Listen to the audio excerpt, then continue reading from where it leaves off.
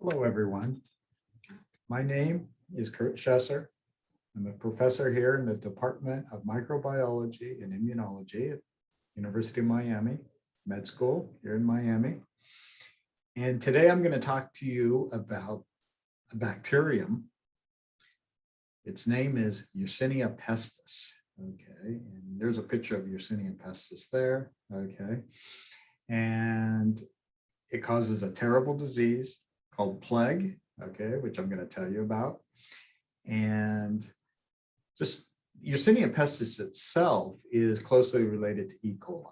Okay, so it's a E. coli-like bacterium, okay, but it has the capability of causing a horrible disease, as you will see. Okay, so first off, what is, let's think about how big a bacterium is. Okay, and so most bacteria are around what's called the length is around what's called a micrometer, or sometimes it's called a micron. Okay, and how big is a micron? Well, it's 1/1,000,000th of a meter. Okay, so a meter is, I don't know, like a doorway or something like that. Okay, so a little more than a doorway. So if you split that up into 1,000,000 parts, one of those parts will be a micron. I think an easier way to think about it is sort of know how big a millimeter is. All right, and you can see that on a ruler, right? Well, if you start with a millimeter, that's, and then break that up, split that up into 1,000 equal parts. Okay, each one of those parts would be a micron. I think that's a little easier to think about. Okay, start with a millimeter, divide that up into 1,000 parts, and that's a micron. That at least gives you an idea of, how small these bacteria are. And so obviously we can't see them without a microscope. Okay, so to be able to see things with our eyes, I mean, it's about 1/3 of a millimeter. So that millimeter, about 1/3 that size of a millimeter, is about the limit of what we can see with our vision. Okay, so you can see that, bacteria are about 100 times, smaller than that.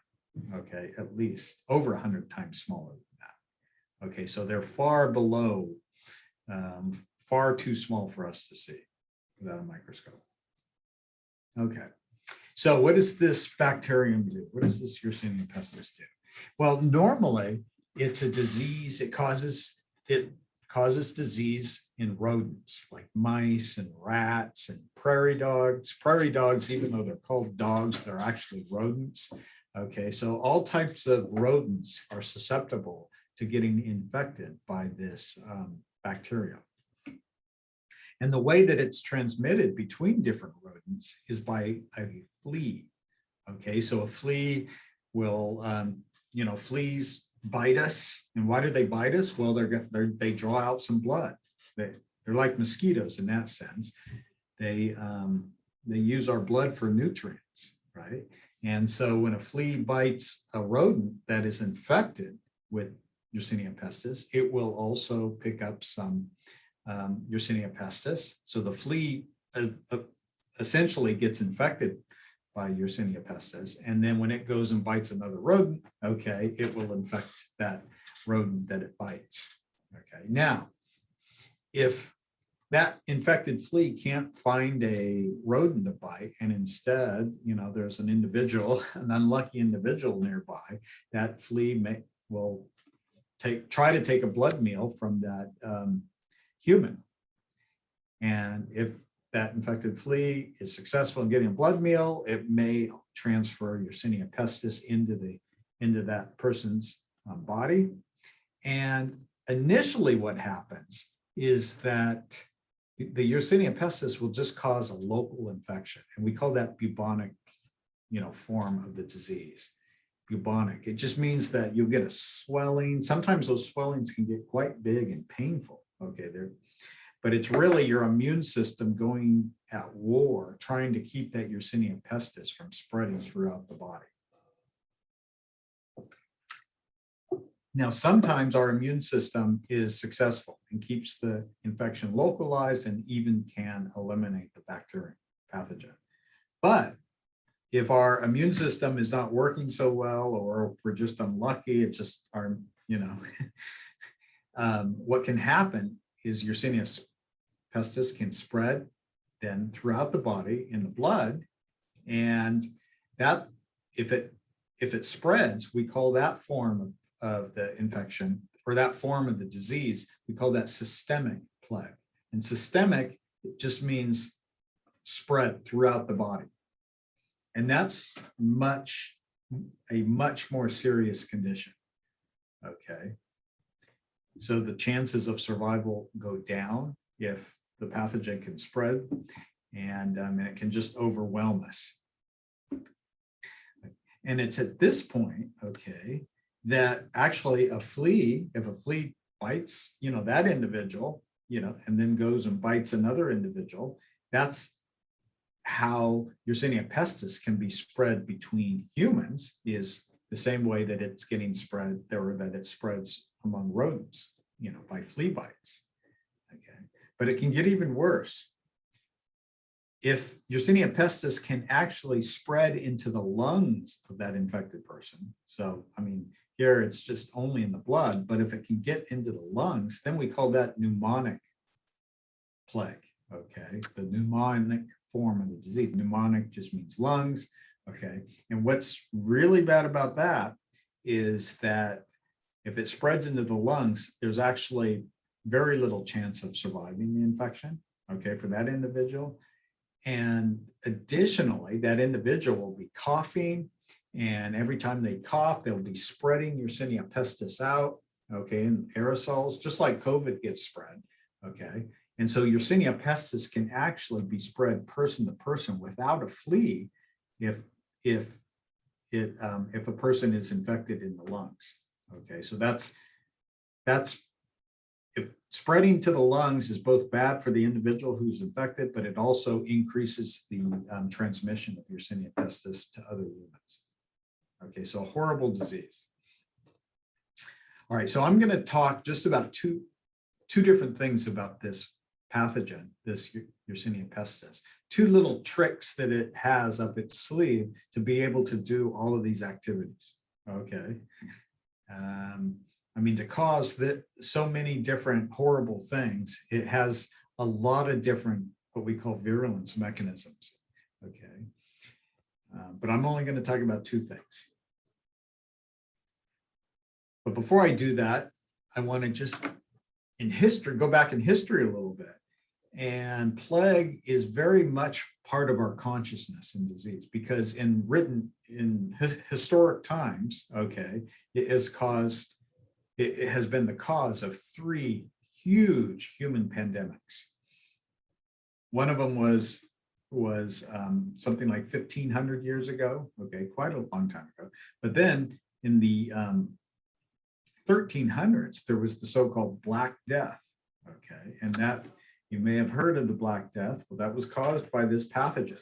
And they think that the Black Death, that during those times that maybe up to 1/3 of Europe's population were killed by this disease, by this pathogen, okay?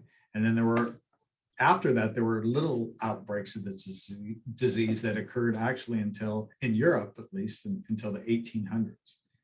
And then we had a third additional really nasty pandemic that occurred in China, primarily in China, in the 1890s. So horrible disease. It would just come in quickly. It would wipe out a community and cause a very painful death. So many reasons why this was a very feared disease. And you can sort of get an indication of how plague was feared by this prayer that was this people in Sweden would say back, a few hundred years ago, they were asking for protection from a violent sudden death and then a list of other things. And you can see the very first thing they list after a sudden death, violent sudden death, they list plague is the next on the list. Plague, okay, that's this disease here. Pestilence, that's just other diseases, and famine, war and strife. Okay, but plague was a very big part of what people thought about hundreds of years ago. Okay, in the 14th or in the 1300s, we really have no real accurate numbers in terms of how many people died in these outbreaks. But a couple hundred years later, when we had these smaller outbreaks in places like London, where they started to keep track and tally the number of deaths occurring for different reasons, we start to get an idea of the actual, we start to get some information, what we would call epidemiological information about how bad some of these outbreaks were. And so, for example, in London, between 1500 and 1665, they would occasionally have outbreaks of plague. Okay, and this is the number of deaths. Okay, and London at that time was not nearly the size that it is now. So these, for example, in this bad outbreak in 1500, about half of the population was killed by that outbreak. Okay, so these numbers are a high fraction of the city's population. And then in the 1665, they had a particularly bad outbreak. Okay. Now, there were other diseases that were killing people, other infectious diseases that were killing people, like smallpox and typhus. Okay, but these deaths, as you can see, were most of them were spread out over a few years, either decades or at least a few years. Okay, whereas plague, these deaths occurred within a single year, and actually they occurred within just a few months. The plague would really strike during the summer months so that's why it was such a feared disease, that it would come in very quickly, it would kill a lot of people in a very painful way, and then it would just leave, and nobody at the time, they didn't know what was causing this disease. They had no idea it was caused by this microbe. Okay, we didn't discover that until a few hundred years later, in the 1800s. Late 1800s is when they really figured out what was causing this disease, and that turned out to be this bacterium, Yersinia Pestis. Okay, so plague today, I mean, we still have it in the world. Okay, parts of Africa and parts of Asia still have, periodic cases of plague. We even have it in the United States occasionally. Okay, in the Southwest, it's usually people get bit by a squirrel, or they shoot a squirrel and they cut up a squirrel or a rodent, and then they somehow get infected. Now, fortunately, today we have antibiotics that are effective against Yersinia pestis. So if somebody does get infected and they go to the doctor, and hopefully the doctor will, realize that, hey, this might be plague, and they get them on antibiotics, and we can, the person will, the infection will get under control with antibiotics. Okay, and the last little thing I want to before I get to the actual disease, I want to share with you is this paper that came out a few years ago, which they were able to recover Yersinia pestis genetic material from individuals who died during the Black Death, okay, 1347 to 1351. This was the really big outbreak of plague, okay, that we call the Black Death, that killed up to a third of Europe's population. Okay, so from some of the mass graves during those times, they were able to recover enough genetic material of Yersinia pestis, and then they were able to compare that genetic material to Yersinia pestis that is around today. Okay, And what they found was that Yersinia pestis hasn't really changed that much in 400 years. No, more than that, 600 years or so. Okay, that the Yersinia pestis that was killing people back in the 1300s is genetically, at least, pretty much the same Yersinia pestis that is around today.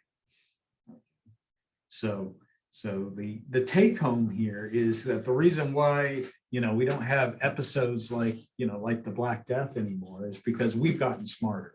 We've gotten better able to identify the disease. We know what's causing the disease. We know how to treat it and all of those things. We have better hygiene and all of those things. Okay. It's not and so, we can pat ourselves on the back at least a little bit in terms of Yersinia pestis and plague, and that things are better. Okay, so there's two things I want to talk about. Two tricks. Okay, the first trick is how Yersinia pestis infects the flea.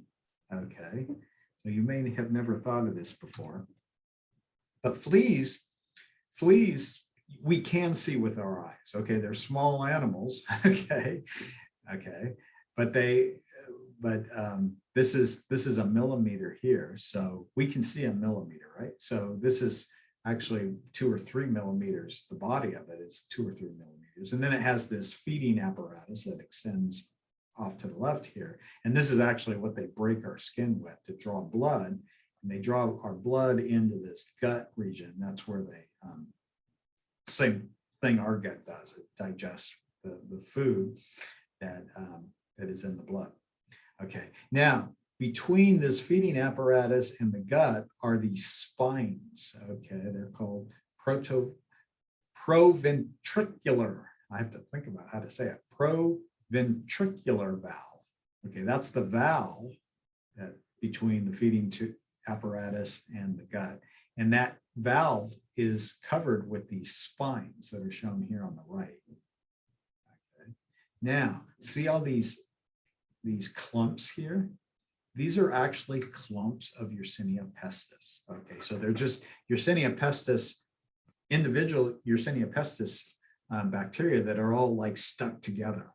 Okay, and so that's how Yersinia pestis exists in the flea. It kind of grows in this clumpy mass, forms these clumpy masses of cells. So this is hundreds of Yersinia pestis that are just stuck together upon the spines of these in this valve. And the interesting thing is that when Yersinia pestis infects a flea like in this way, the flea feels hungry, even if it has a full gut, let's say of blood, but it's just taken a meal. Okay, this having Yersinia pestis clumped on its spines, it makes it feel hungry, like, and it tricks the flea into looking for a warm-blooded animal to draw, to get blood from.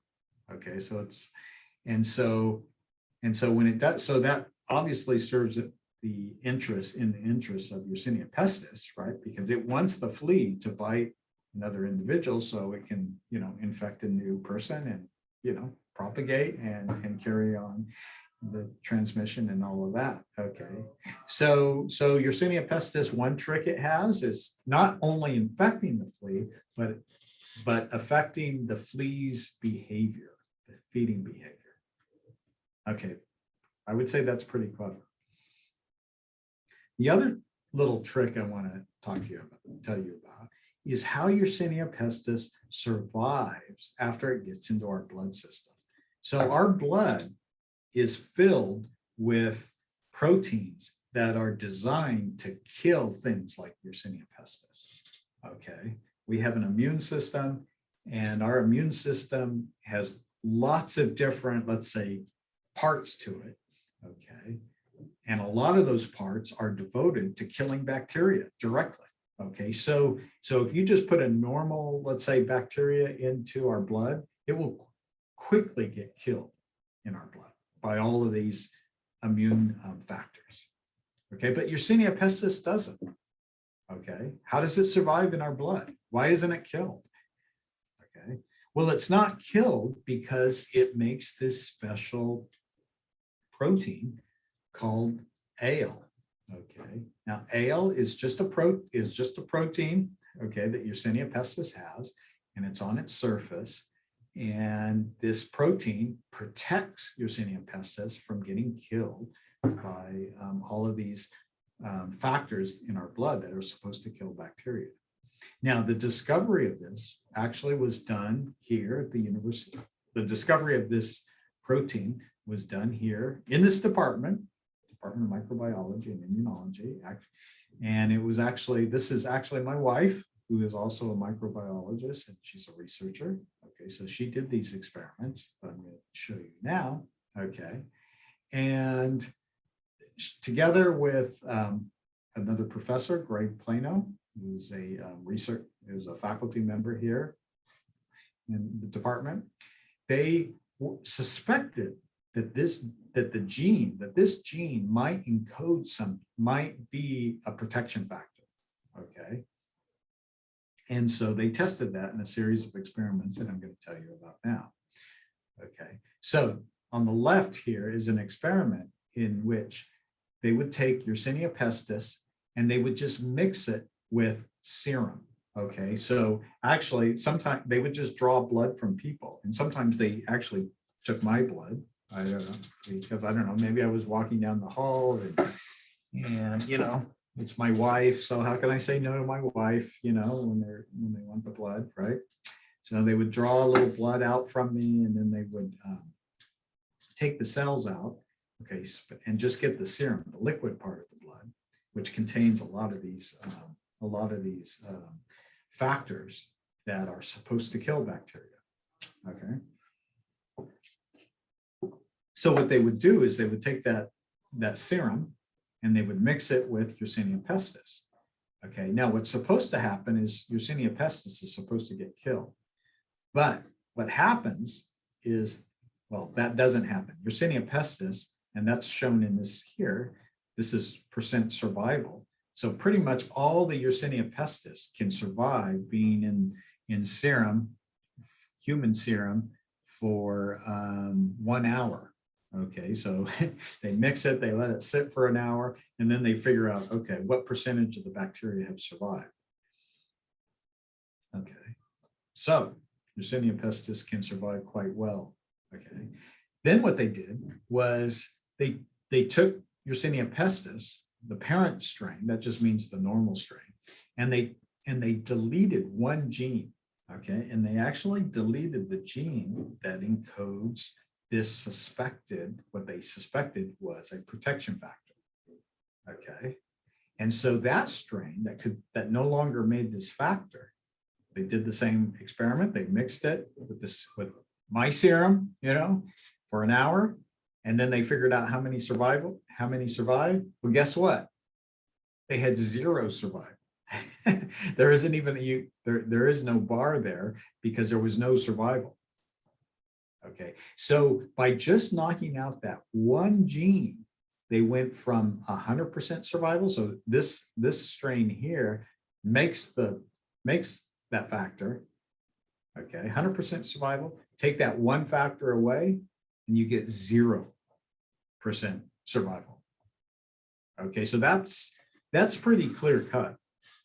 Okay, but then they did another experiment that was actually very clever. They actually turned this around. Okay, here in this experiment on the right, what they did was they started with E. coli. Now, I told you before, E. coli and Yersinia pestis are you know, closely related to one another, but E. coli can't survive in the serum. Okay, and actually that's shown here. They did the same kind of experiment here, where this is just a strain of E. coli, DH5 alpha. Okay, so that's E. coli. They mixed it with my serum for an hour. Okay, and they got 0 survival. Okay, but look what they did here. They took this strain, which is normally, you know, killed by serum, and they expressed, okay, they expressed this protein, this Yersinia pestis protein. So they actually put the gene into E. coli and had E. coli express this protein, Okay. And guess what? Now, this E. coli that is expressing this gene from Yersinia pestis, they get 100% survival. So it's just the opposite here. They started with a very sensitive strain and made it resistant to getting killed by serum by putting this protein in. So that complemented this. Here they started with a resistant strain and made it sensitive by knocking out the gene. And here they did the opposite. They started with a sensitive strain and they made it resistant. I mean, this is in science, in research, this is a very nice set of experiments here and really demonstrating very, very clearly that that this protein, that this Yersinia pestis protein is a protection factor. Okay, it's like a bodyguard for Yersinia pestis against all those bacterial killing proteins we have in our serum. Okay, so that's a couple tricks. Okay, and so having ale on its surface, that means that Yersinia pestis will survive in the blood. It will survive a long time. Now Yersinia pestis is hoping that, you know, that individual then will either get bitten by a flea and will take some of that Yersinia pestis in blood will be taken up by a flea, or that Yersinia pestis can sort of start infecting the lungs and then get transmitted by that person coughing and, you know, spewing out aerosols that will infect other individuals. So there you have it, 2 tricks that Yersinia pestis has up its sleeve to transmit itself and cause a horrible disease. There's actually many more tricks. I could be sitting here for days telling you more about Yersinia pestis because it is a fascinating microbe, but we all have things to do today. So thank you for listening, and I hope you enjoyed this.